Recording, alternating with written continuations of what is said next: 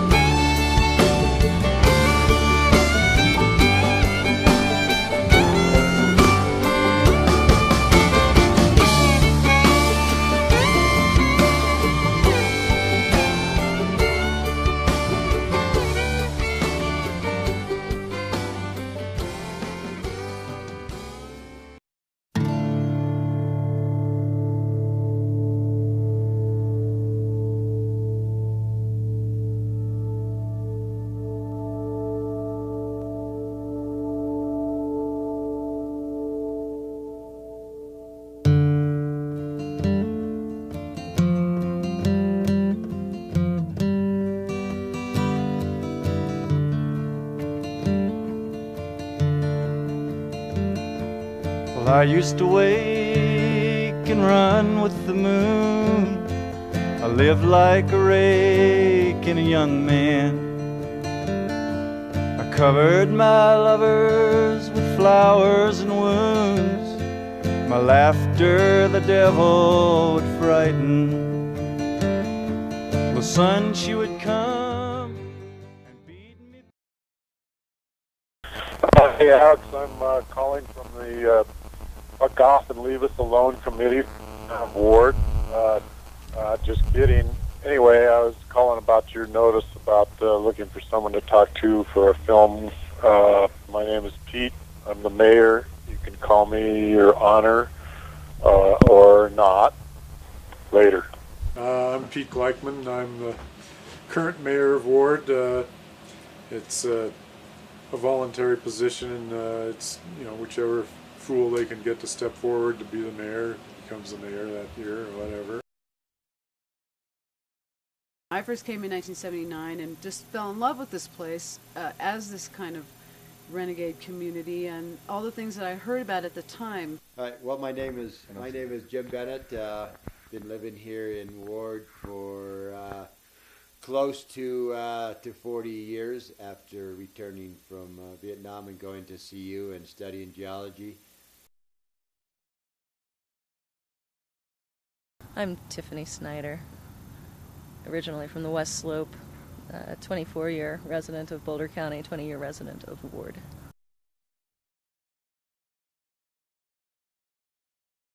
There's always been the story of Ward wanting to keep people out. No pictures! The wife of John Deerdorf, who lived here, she didn't want people coming here at the turn of the century in the 1890s, so she would poison the wells. She poisoned all the wells before, because at one time there was well over 1,000 people that lived here in the bowl itself, in the town, because there were over a half a dozen mines working, and those half a dozen mines hired, you know, and some of them hired as many as 50 to 100 guys worked in any given mine. A typical, you know, western turn of the century western mining town. So in January of 1900, the hotel down here, the McClancy Hotel, as it was called, set out a bucket of ashes, and the winds came up. They thought the ashes were dead. Boom! The wood caught on fire. it started burning in the bowl. The wind was whipping around, and it just started burning everything in sight. So the town burnt down. Almost the total town burnt down in 1900. After the mining days tapered off, from what I've heard, by the 1960s here, there was very few people living here, half a dozen maybe, until people started moving back in the late 60s and 70s. And, it was just started to become a younger scene. We were all in our 20s at the time. I came from a counterculture background where I grew up in Northern California.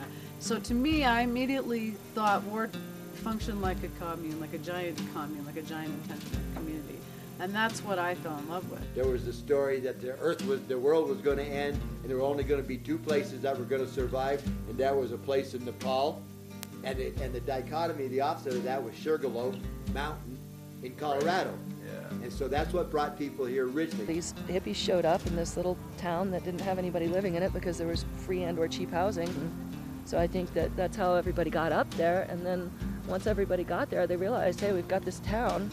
There's nobody here except us. Like, how are we going to run it? Are we going to do what everybody else in America has done for the past 100 years, or are we going to start with a real democracy? We're a home rule municipality, so we make our own laws. We control our own destiny, so to speak. Everybody has a say in the home rule, and that's always been something where you can get involved in the town government if you want to. If not, you don't have to, and nobody's gonna get down on you for not doing it. Ward doesn't have rules. Rules are pretty strictly frowned upon. It's considered that, basically people are smart enough to figure out what is right and what is wrong, and if you're doing wrong, then you'll hear about it from your neighbors. And that's, in my experience, very different from Boulder, where people think they've got their freedoms or whatever, and Ward just doesn't have any of those stupid mores. What Boulder is to Colorado, that is that most of Colorado looks at Boulder as being too liberal, too pretty, too free-thinking, too environmental. Ward is that same relationship to Boulder. There's a few people that would love to see Ward become like a pretty little picture box or a picture book mountain town with no dead cars and no dogs in the streets, and just like a really cute, pretty little idyllic place. It's not ever going to be that. There's way too many freaks and way too many, there's too much dirt. We're, and probably are, some people who felt like draping the town with abandoned vehicles or old used cars would keep a certain profile of tourists and people out of town. That is, that it would keep Ward from becoming too much of a pretty up old mining tourist town full of rich Boulderites using it for their second home or something like that. Well, it's pretty self-protective. I mean, that's the good thing, as you've heard. Yes, we throw rocks at people and you could get shot. Yeah, I'll dig in my heels at anything that threatens the peace of Ward. People would walk around with guns, because guns were allowed. People would walk around with guns. They would stop cars. Basically, they were like toll trolls, and they would hold people up and take their money and run off to the woods. They definitely fed the imagination of greater Boulder County as far as what kind of people are in Ward. There's, I think, a history of the media focusing on Ward as a sort of an anachronism or a place where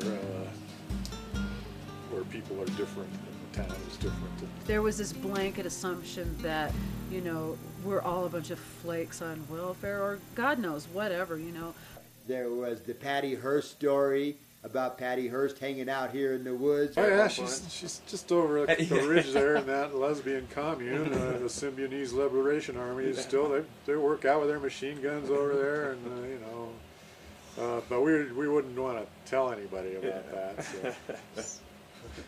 I mean, that was just the craziest set of words printed that I can imagine about the town of Ward.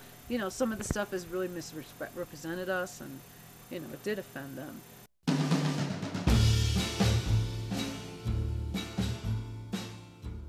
his brother was quoted on the front page of the camera,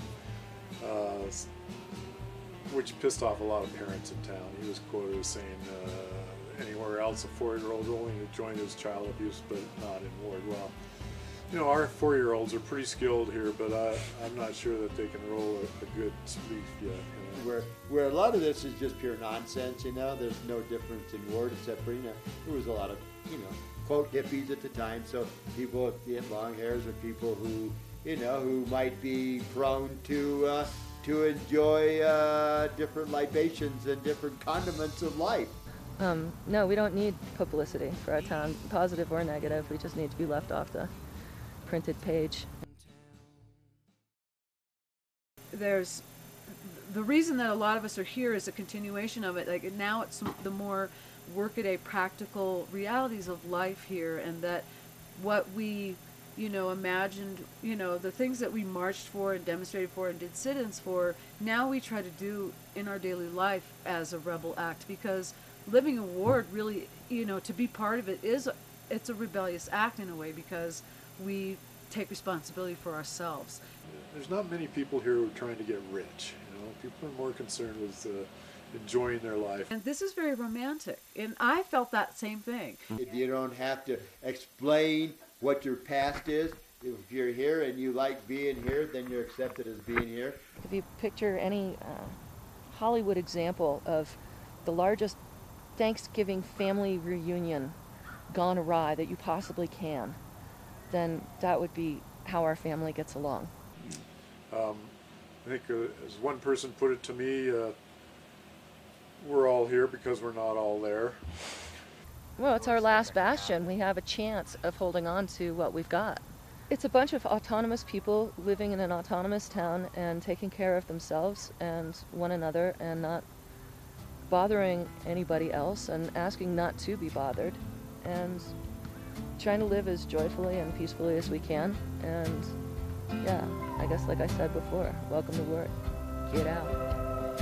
Oh, the band marched on in formation.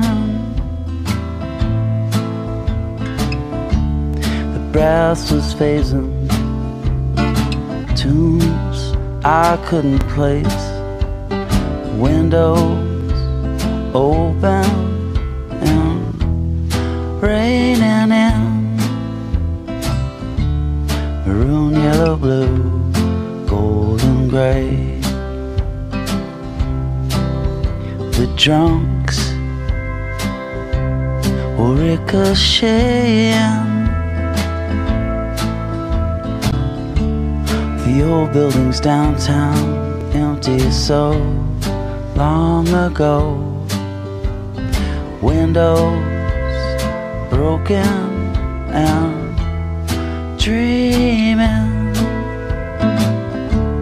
So happy to leave what was my home,